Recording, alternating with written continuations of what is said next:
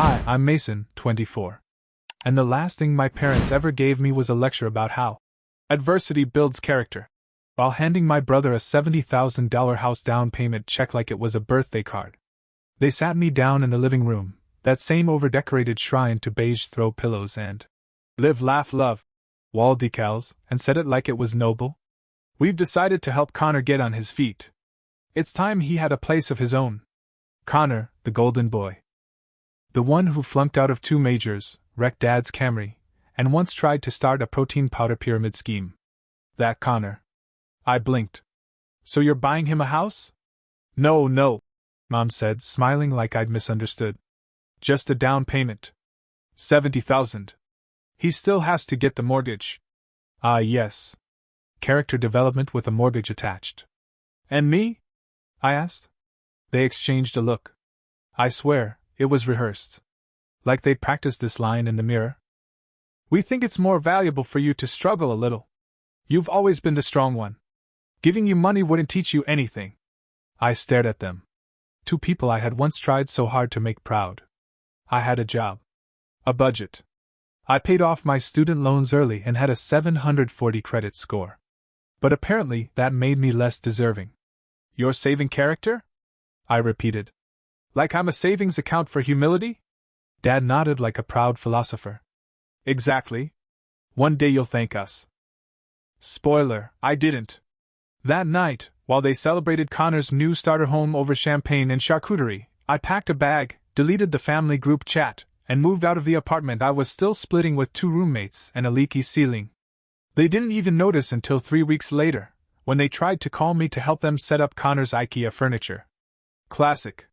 They didn't call to check on me. They called because they needed a drill. Hey, Maze, Connor said casually on speaker, his voice echoing through my voicemail like I was just out getting groceries instead of actively avoiding them. We're trying to mount the TV in the new place and I can't find the toolbox. You still have that DeWalt set, right? Can you swing by? I'll Venmo you for gas or whatever. I stared at my phone like it had grown legs and walked out the window. This man had just received a $70,000 head start and wanted to reimburse me for gas. I didn't respond. Instead, I scrolled through Zillow listings I couldn't afford and drank a lukewarm instant coffee in the break room of the marketing agency where I worked 12-hour days and still couldn't keep up with rent. Connor? He was posting filtered photos of his new hardwood floors and writing captions like #grind mode #blessed. He had a dog now. A husky. Named it Crypto. Meanwhile, I lived next to a guy who grilled spam shirtless in the hallway and sang Pitbull karaoke at 2 a.m. I wasn't angry. I was insulted. Because here's the thing. My whole life, I played their game. I worked hard, got good grades, never caused trouble. I did the responsible thing because I thought, naively, that being the responsible kid meant you'd eventually be seen.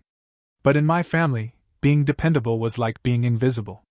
It just meant they could forget about you without guilt. And maybe I could have swallowed all of it if they hadn't tried to wrap the favoritism in some garbage TED talk about grit and resilience. As if poverty was a moral badge. So I stopped answering their calls. They texted a few times. Hope you're doing well. Dinner this weekend? Connor's housewarming is next Saturday. I left them on read. Because I was done being their backdrop. And if that meant they had to build IKEA furniture without me, well, maybe that was the first piece of character development they ever earned. The turning point came on a Tuesday afternoon.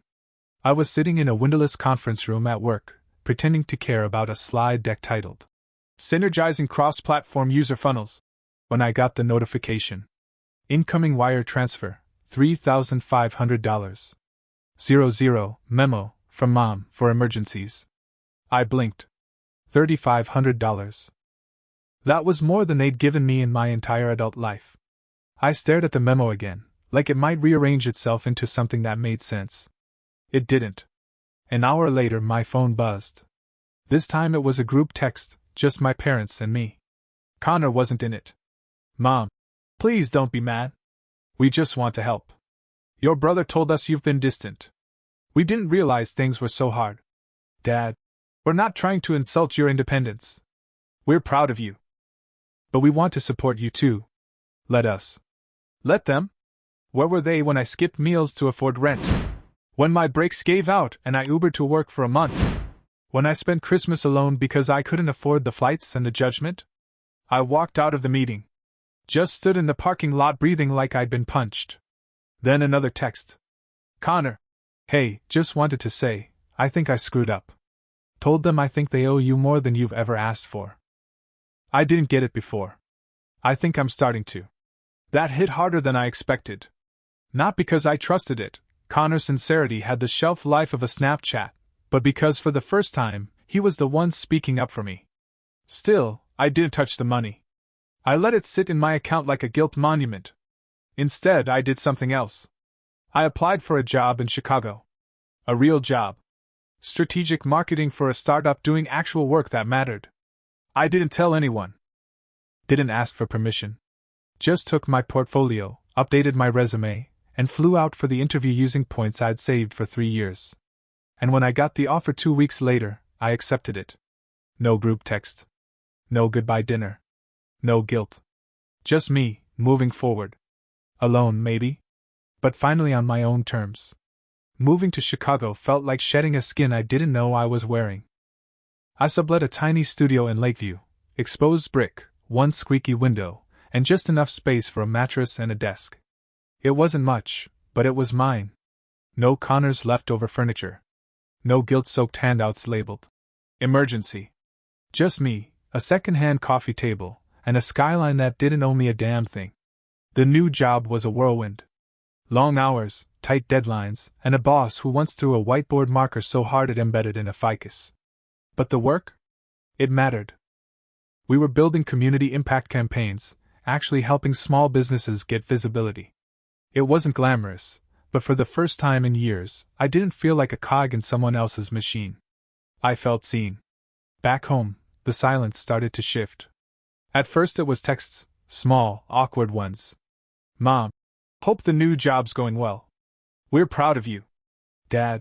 Chicago sounds exciting. Let us know if you need anything. Connor. I miss having someone to roast me. Crypto's judgmental, but it's not the same. I didn't reply. Not yet.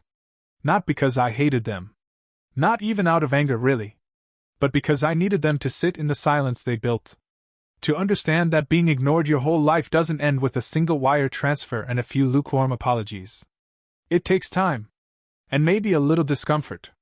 Then came the care package. It showed up one rainy Thursday. Brown box. No note. Just my name in Mom's handwriting. Inside. A thermal mug, the good kind. A new set of headphones. A gift card to Mariano's. And at the very bottom, a tiny notebook with a sticky note that said, "For the ideas you don't want to forget." I stared at that note for a long time. And for the first time in months I cried. Not because I forgave them. Not because it fixed anything. But because for once, they were trying. And that was more than I'd ever gotten before. A month later I flew home. Not for them. Not for closure. For a funeral. My great-aunt Marian, Dad's godmother, the only person in that entire family who ever treated me like I was more than a second-string character, passed away. She was 87, fierce until the end, and left behind a garden, 3 cats, and a mystery novel she never finished writing. Of course I went. I landed at O'Hare at 8:40 p.m. sharp. Didn't tell anyone. Took a rideshare straight to my childhood home, where I planned to crash for exactly one night before heading to the service. And there it was, my parents' house, same white trim, same porch swing that still leaned left like it gave up in 2009. Only this time, the porch light was off. They didn't know I was coming. I knocked. Twice. Mom opened the door in an old college sweatshirt, her hair tied up, no pearls or pretenses. "Mason?" she gasped, like I was a ghost. Dad came around the corner, eyes wide, then softened. "You're home. Just for the funeral," I said quickly. "Nothing more." They nodded too fast, too eager. Like they knew not to ask for more. That night they made tea. Sat at the kitchen table with me like I hadn't been a stranger for the last 6 months. No speeches. No guilt trips. Just silence and sips of Earl Grey. Eventually, Mom broke the quiet. "You're doing well. We've been reading the newsletters from your agency. Your campaign for the South Side Co-op? Incredible. Dad nodded. It's impressive. What you've built. What you're building. And just like that, the temperature in the room changed. I'm not building to impress you, I said. I'm building because no one ever did that for me. Not even you. They took it. No defense. No justifications. Just two parents realizing their self-congratulatory parenting style came with real, lasting scars. We failed you, Mom whispered. We thought giving nothing made you strong. But we weren't saving your character. We were saving money and pretending it was wisdom. I didn't respond. Didn't have to. The silence said enough. That night I slept in my old room. Still had the same Peeling Space poster on the ceiling. But this time, I slept peacefully, not because I was home, but because I knew I wasn't stuck there anymore. The funeral was quiet, small, and more heartfelt than I expected. Aunt Marion had left strict instructions: no black ties, no long-winded eulogies, and absolutely no organ music. If they won't laugh at least once, I'm haunting all of you, she'd written in her will. So we told stories instead, real ones. About her obsession with crossword puzzles, her side hustle selling bootleg pies from her back porch, the time she threw a slipper at a city councilman for zoning violations. Afterward, people gathered in her backyard garden for lemonade and brownies. That was Marion. She made even death feel like a quirky backyard book club. It was there, standing near the hydrangeas she loved, that Connor found me. He looked tired. Not hungover tired. Grown tired. There was a difference. Hey, he said, scratching the back of his neck. Glad you came back. Didn't do it for you, I said, but without heat. He nodded. I know. Then, after a long pause, I sold the house. My head jerked up. What? Didn't feel right. He shrugged. It was never mine. Not really. I didn't earn it. You were right. I just stared at him. And the dog's with Mom and Dad now, he added. Crypto needs a yard. I'm moving into a 2-bedroom with my own savings. Finally. I didn't say anything. Not yet. I talked to a financial coach, he said. Started budgeting. Gonna pay them back. 70 grand? I raised an eyebrow. I'll start with 7. He laughed. 1 0 at a time. That made me smile, against my better judgment. Then he reached into his jacket pocket and handed me something small. A keychain. Hand-carved wood with the words, earned, not given. I got 2 made, he said. Thought you might want one. I turned it over in my hand. Cheap. Sentimental. Meaningful in the exact way that most things from Connor never were. And weirdly, it felt like a start. I used to think we were so different, he said. But I think we were just handed different scripts. You got the silent treatment. I got the spotlight. Neither one made sense. Yeah, I said. But I turned mine into a whole damn novel. He laughed. For real this time. No irony. No performance. I clipped the keychain to my backpack without another word. And for the first time in years, my brother didn't feel like a rival. He felt like family. Back in Chicago, life picked up speed like a train that finally got the all-clear. The agency promoted me, senior strategist. Fancier title, longer hours, but with a view from a corner office that made every past sacrifice feel worth it. I bought a couch that didn't have stains. I went to bed without budgeting every bite. I smiled more, not because life was easy, but because it finally felt mine. Then, on a random Thursday, I got a letter. Not an email. Not a text. A letter.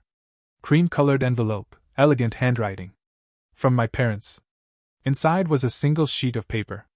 No long apology, no excuses. Just this. We finally understand what we did wrong. You didn't need us to give you character. You needed us to give you the same shot we gave him. We can't undo that. But we're learning. You may never come back. And we'll live with that. But you mattered then. You matter now. And we're proud of you, whether you ever answer this or not. I sat with that letter for 20 straight minutes. Read it again. And again. And again. And for the first time, it didn't feel like they were asking me for forgiveness. It felt like they finally got it. That it was never about the money. It was about the message. the message that said, "You don't need support. You're fine on your own," while they lifted Connor every time he stumbled. They thought struggle made me strong. What they didn't see was how close I came to burning out completely just to prove I was enough. I didn't reply to the letter, but I took a photo of it, pinned it next to the "earned, not given" keychain hanging above my desk. Then I called Connor. "Still budgeting?" I asked. "Yeah," he said. "I meal prep for the first time. Turns out you can't live on protein shakes and charisma." We laughed. Then he paused. "You ever think about coming home for Thanksgiving?" I didn't answer right away. But I didn't hang up either. And somehow, that felt like the most honest response I could give. Thanksgiving came. And I didn't go. Not because I was angry, but because I didn't owe anyone a performance. Instead, I spent the holiday in my Chicago apartment, watching the snow drift between the brick buildings, a blanket over a city that no longer felt too big for me.